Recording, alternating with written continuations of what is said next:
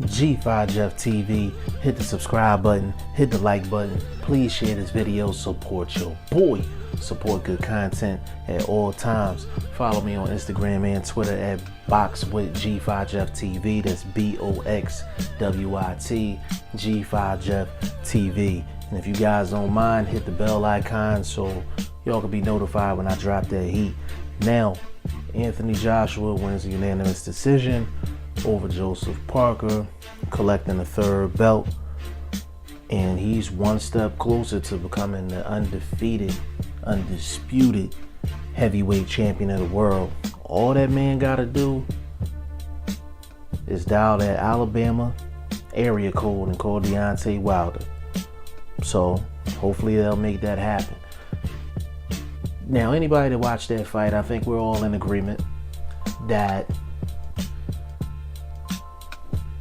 the referee was sniffing at cocaine. The judges was sniffing at same cocaine. And this was a weird fight to score strictly because the referee just screwed up the rhythm of the fight. Now, we can all say that the judges were on cocaine for giving Joseph Parker 1 round or 2 rounds. And people will say, oh, well, the judges, they was horrible. Somebody got robbed or they didn't give a guy enough rounds. But then they won't have their own scorecard. So I score every single fight that I watch, or I try to score every single fight that I watch. So I actually scored this fight live as I was watching it. So I figured it'd be cool, on G5Jefftv, that I give you guys my scorecard round by round. And there's also some people that say, oh, well, I had an 8-4. I had an 8-4 Joshua or 8-4 Parker. But they won't ever give you no rounds.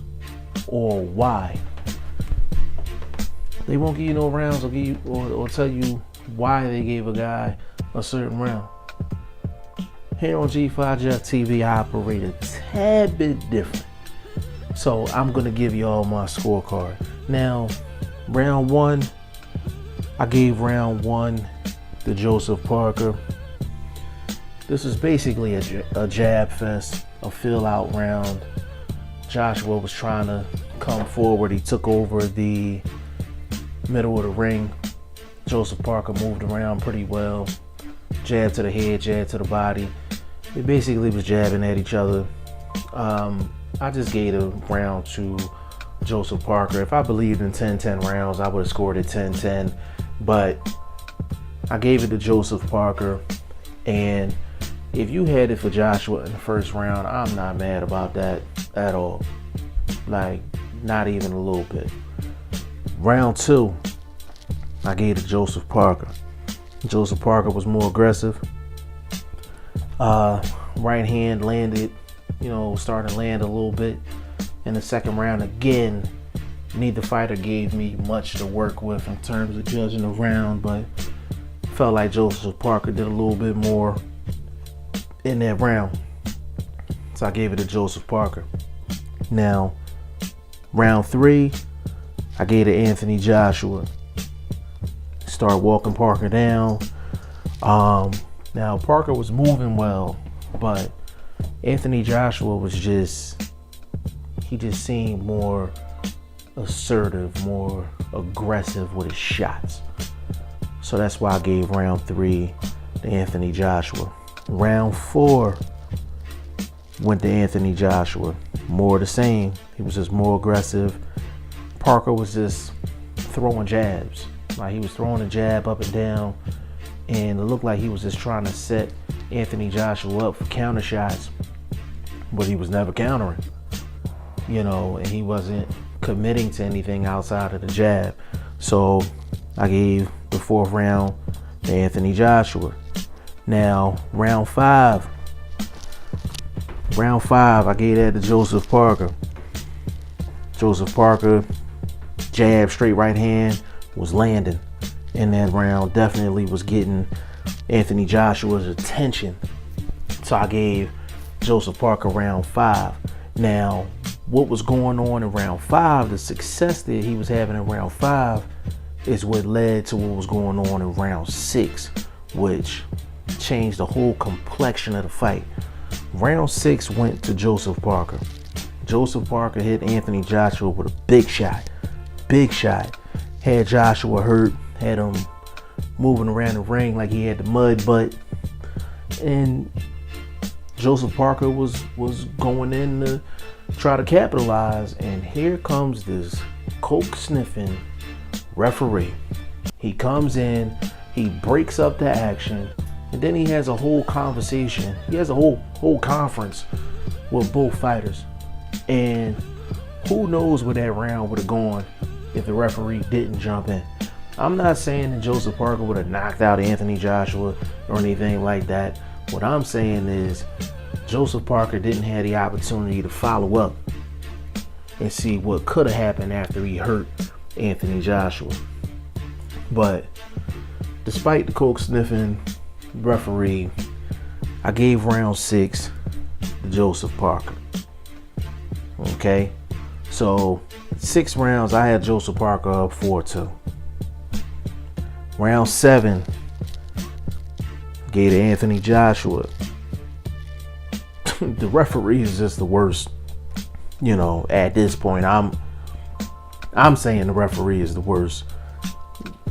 During round 7, Joshua again was just more aggressive, walking forward and just throwing heavy shots in round 7.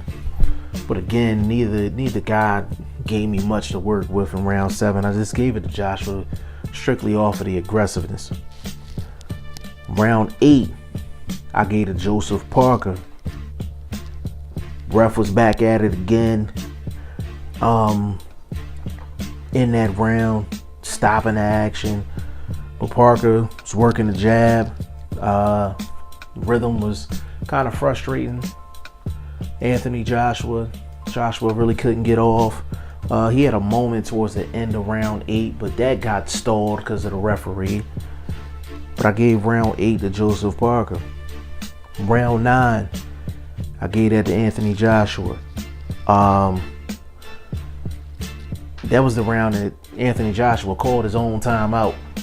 Like he called his own timeout to get the tape fixed on his glove. But prior to that happening, he was pretty aggressive with his shots, and he was moving forward, and looked like he was just trying to be more aggressive. Joseph Parker wasn't doing anything in that round. He was content with throwing the jab and moving. And I gave a round to Anthony Joshua. Round 10 was a definite Anthony Joshua round. That was the round where Anthony Joshua landed a nice elbow and cut Joseph Parker over his eye. And Anthony Joshua went in, took advantage of it. He was extremely aggressive in that round, landed some good shots.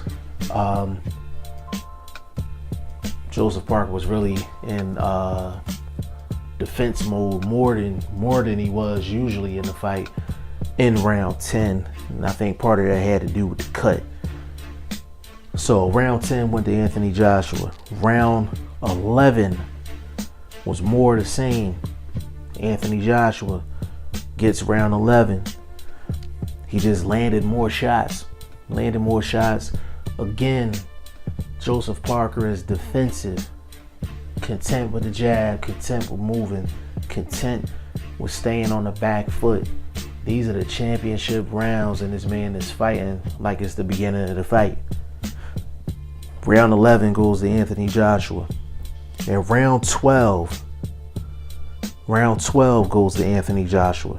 Again, Parker, defensive, just a jab, content on moving. Same thing as round 11. So Anthony Joshua wins round 12.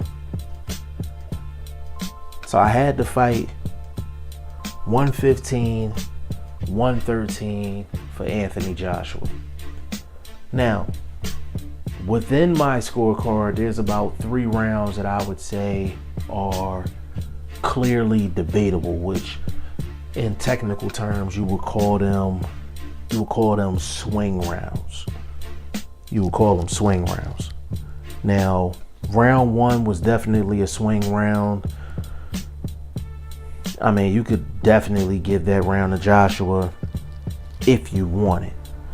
Round 7, that's another round. Could have went either way. And also round 8. Round 8 was another round. Could have went either way. So Anthony Joshua, to me, won this fight strictly off of just aggression and coming forward. And Joseph Parker did a lot of things, a lot of good things in this fight. He did a lot of moving, a lot of feigning.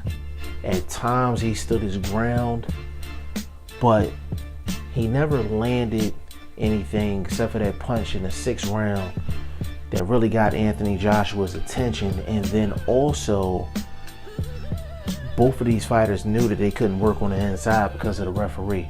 So Anthony Joshua won this fight partially because the referee really wouldn't have let them work on the inside.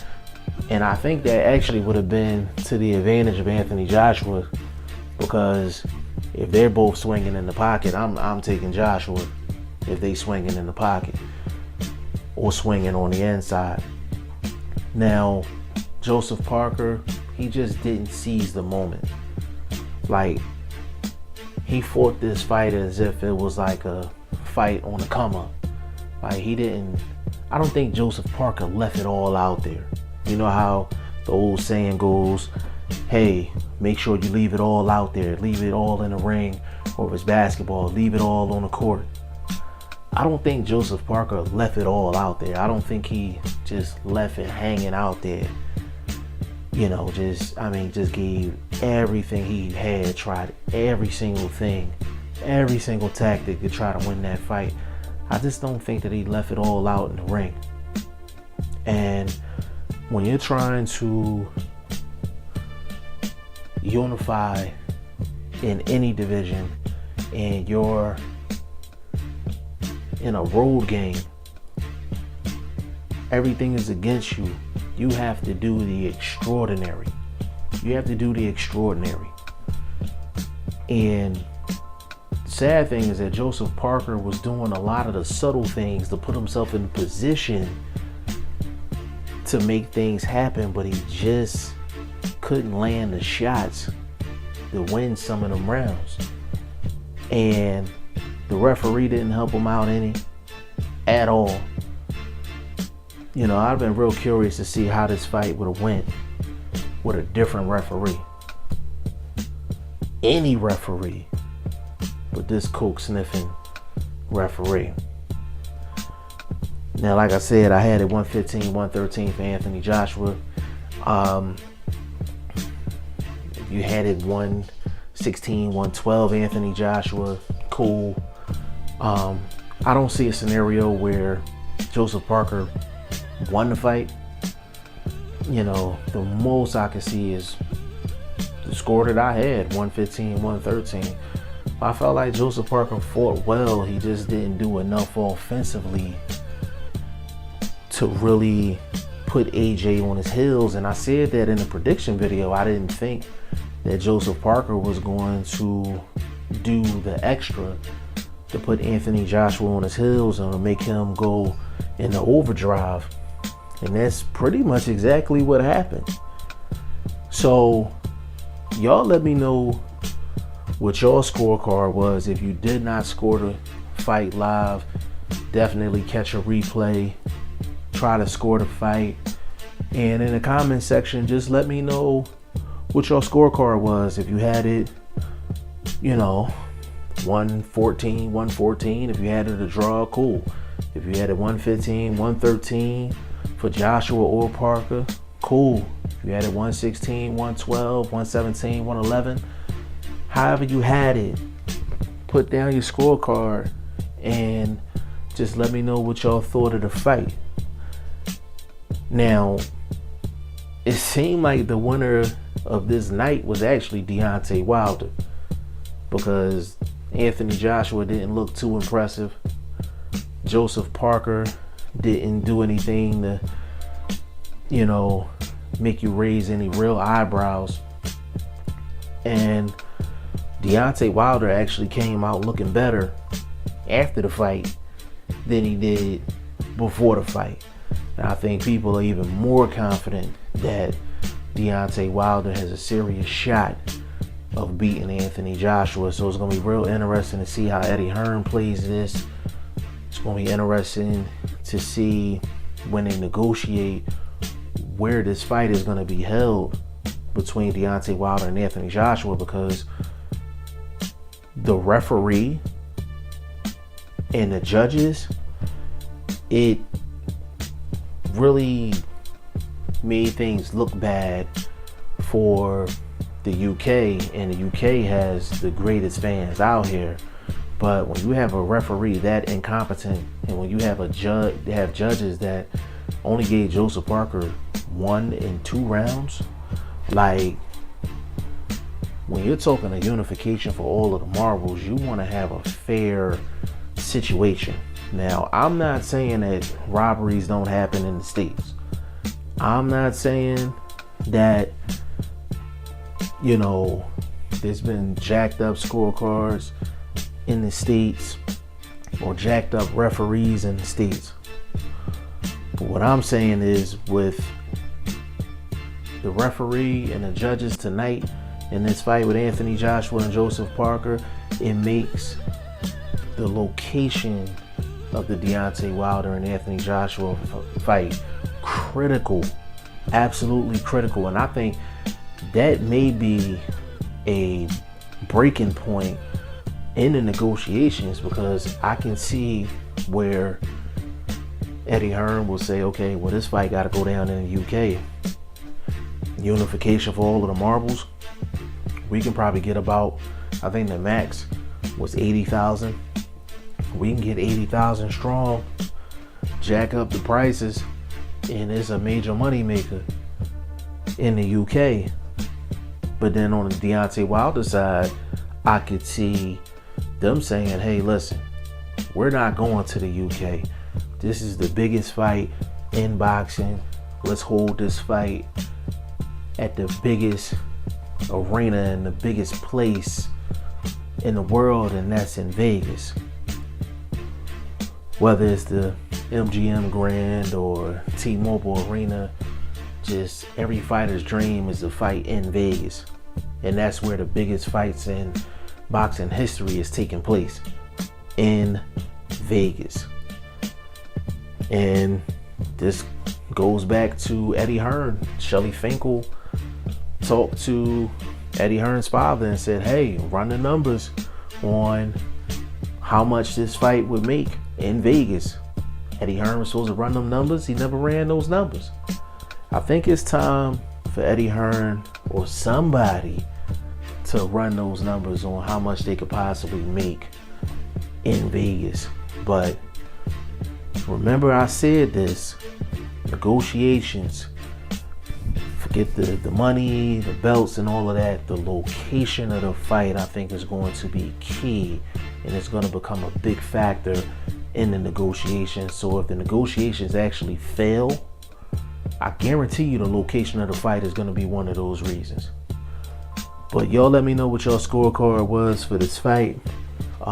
This fight was just, it had the potential of being a good fight, but the referee just messed up the rhythm of the fight.